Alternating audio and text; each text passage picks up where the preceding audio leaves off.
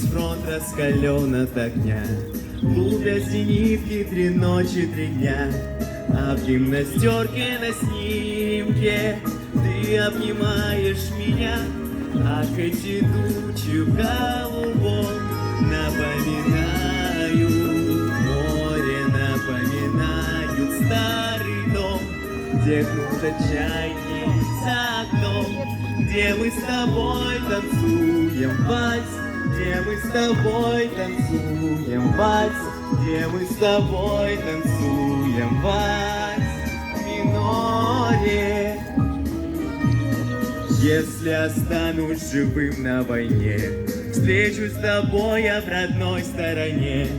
Только пока я воюю, ты не забудь обо мне. Ах, эти тучи в голубом напоминают море, напоминают старый дом, где кружат чайки за окном, где мы с тобой танцуем вальс, где мы с тобой танцуем вальс, где мы с тобой танцуем вальс в мажоре. Юнкерсы кружат и небо в огне, думай, родная, всегда обо мне. Из-под небес я мне виден милый твой профиль в окне.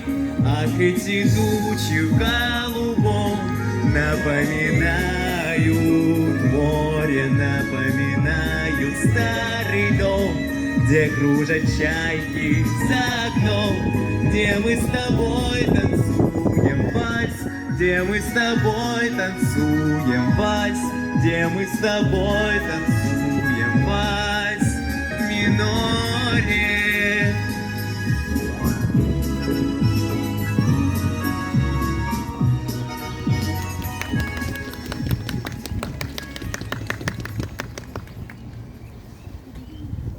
Девятое мая – день нашей гордости, нашего величия, мужества и отваги, день нашей памяти.